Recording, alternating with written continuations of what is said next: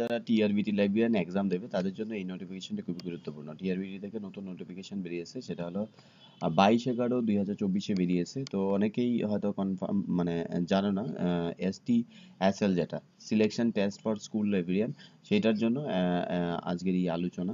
এইখানে বলা আছে যে 2024-এ যারা বেসিক্যালি 40 বছর হবে 5/11/2024, ঠিক আছে, ইনস্টিড অফ 6/12/2024। ভালো করে দেখো, মেনশন অফিসিয়াল নোটিফিকেশনে না এটা দেওয়া আছে 6/12, তো এই কারণে 6/12-তে হলে হবে না, 5/11-তে যেদিন নোটিফিকেশন আউট হয়েছে সেই দিনের ডেটটা তারা বেসিক্যালি ধরবে আর কি, ঠিক আছে।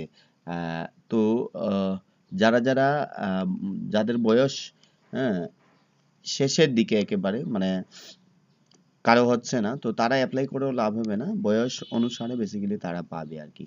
তো আমরা দেখে নেব আর কি কি আছে এখানে। Prospectus cum instruction selection test, এইখানে বলা আছে the upper age limit is relaxable by 5 years for SC ST PH candidates and government servant provided that government servant belonging to SC ST category shall not get relaxation over and above general relaxation of 5 years available to them.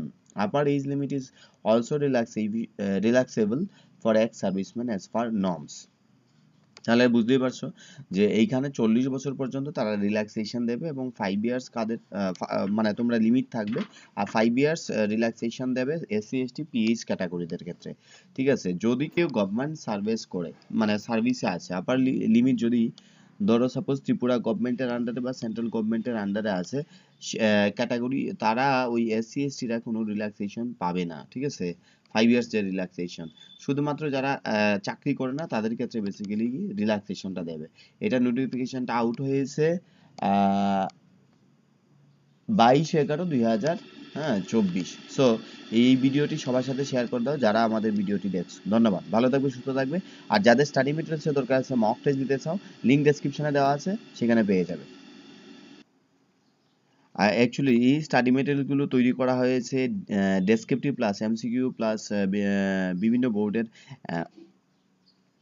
তোমার এক্সামের solution সহ তোমরা পাবে, ঠিক আছে। Chapter wise description থাকবে, chapter wise MCQ থাকবে। এইরকম র্যান্ডম কোনো এমসিকিউজের কোনো স্টাডি মেটেরিয়ালস না, আগেই বলে দিই, কারণ র্যান্ডম এমসিকিউ পরে কিছু হবে না। আমাকে ওই পার্টিকুলার টপিক থেকে কি টাইপের কোয়েশ্চেন হতে পারে সেইটা যদি আমি বুঝতে পারি তাহলে ডেফিনেটলি সেখানে ভালো রেজাল্ট করবে, চাকরি পাওয়ার সম্ভাবনা থাকবে। এইটা আমি অ্যাসিওর করছি সবাইকে, কারণ কি র্যান্ডম এমসিকিউ পড়ে গেলে কোনটা থেকে কি হবে মানে একটা টার্ম থেকে কি কি টাইপের কোয়েশ্চেন হতে পারে সেটা যদি তোমার না জানা থাকে তাহলে মুশকিল। তো 10টা ইউনিট আছে, চ্যাপ্টার আছে, প্রত্যেকটা ইউনিটে 4 থেকে 7টা চ্যাপ্টার থাকে। তো প্রত্যেকটা চ্যাপ্টারে আমরা অ্যানালাইজ করেছি, মাইন্ড ম্যাপ দিয়েছি, প্রিভিয়াস ইয়ার কোয়েশ্চেন পেপার দিয়েছি।